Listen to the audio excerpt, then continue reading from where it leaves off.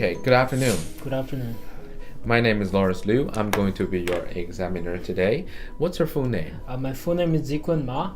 Okay, and what can I call you? You can call me Peter. All right, Peter. So, where are you from? I'm from Harbin, China. Very good. May I have a look at your identification, please? That's fine, thank you. Thank you. So, let's talk about your hometown firstly. And what kind of place is your hometown? My hometown, Harbin, is a major city in the northeastern region of China. It's renowned for its ice and snow international festival that is being held annually, and it is also heavily influenced by Russian culture, as we can see in a lot of buildings that is being built similar to the Russian architecture. Okay, good. What's the most interesting part of your city? I would say it is the annually held International Ice and Snow Festival in January, where you can see a lot of famous buildings and architectures all across the world that is built in ice. Great. Has your hometown changed in any way in your lifetime? Yes. I think one of the biggest changes I've seen in my life in my hometown is probably the construction of subways across the city, which started around 2008. So how it's become now? So far, I think they have completed stage 1 of the entire project, and they're still working on building more lines all over the city. Would you say your hometown is a good place for young people to live? Personally, I don't think so. It's because in my hometown there are not a lot of technology-based companies that is focused on innovation and developing new concepts. And the pace of life there is kind of slow, so I think that might not interest young people a lot, which is why I think it's probably not a good place for a lot of young people to live. Okay, excellent. Now let's move on and talk about shopping. What kind of things do you prefer shopping for? I prefer to buy novels and computer-related items when I'm shopping. Such as detective novels, computer games, and other computer equipment such as graphic cards. And In what kind of places do you like to go shopping? Normally I shop online. Sometimes I will physically go to the store in person. Great. What effect has online shopping had in your country? I think it created a culture of innovation where people are more focused on developing new items and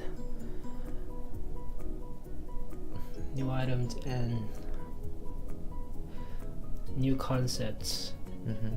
Such as what? Such as becoming a part of the globalization idealism, where you are actually communicating with people in other countries. When you are the online shopping, the impact of online shopping, that is. Okay. What would you recommend that tourists buy from your country? Why? I would recommend tourists to buy traditional clothing and traditional souvenirs, such as handmade dolls and traditional food in different tourism areas in my home country. Reason being? Because the items I've mentioned above encompasses a lot of the cultural elements in China. And when you go back to your home country, you look at those items you bought, it brings a nostalgic memory to you. So yeah. Good, very good. Okay.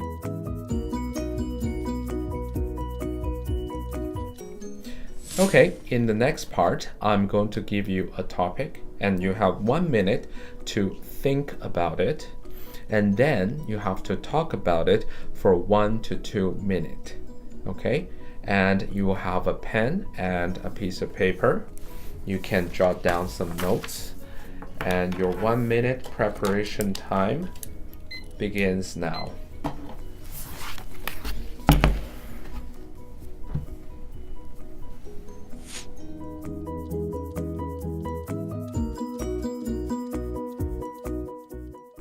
Okay, you may start your description now.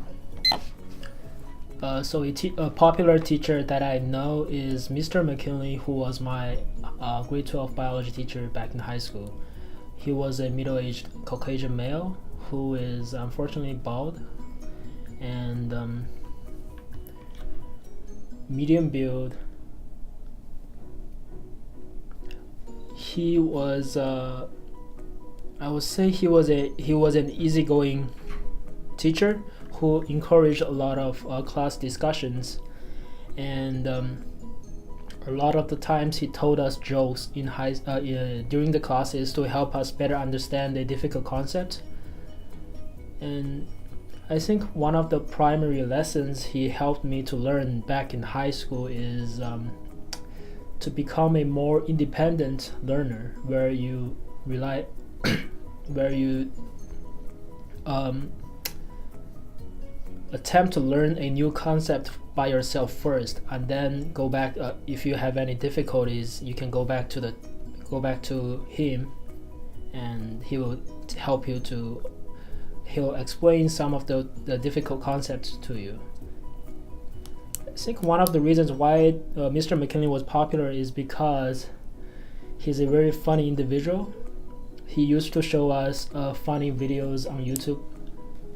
I remember one time he showed us a bunch of college kids who had a cappella version of the Lady Gaga song Bad Romance, and that was the first time I actually saw the video, and it was a really interesting video. Okay, good. Do you keep in touch with this teacher right now? Unfortunately, no. I think he transferred to another high school, so I lost contact with him. That's okay.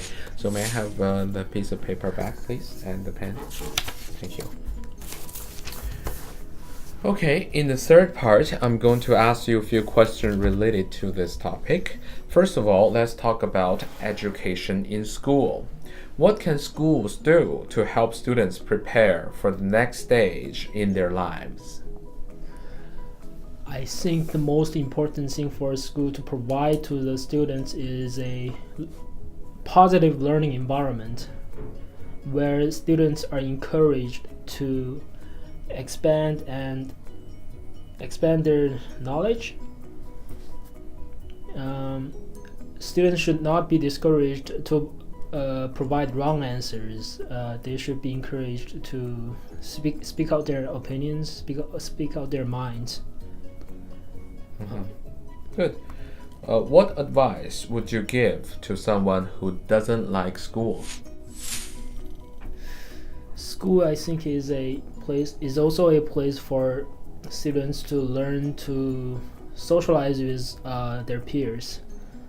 So I think school is not for everyone. When people don't like school, they should not be forced to go to school, because it's not going to end well for them. So maybe in school they can provide alternative programs to develop their interest outside of the traditional curriculum, which is focused on subjects such as science and literature. Maybe students who don't like going to school, they can learn some technical skills which might interest them. Okay. What can schools teach children that they can't learn from their parents? As I mentioned above, school is a crucial place for students to socialize with their peers, which often is not available for students to learn in their own families. So I think that is the most important element for school. Okay, let's move on to education after school. In general, what opportunities are available to students after they leave school? Opportunities. Most of the students after school, they go straight into workforce. A lot of the times, the skills they have learned in school is not transferable directly into their workplace. So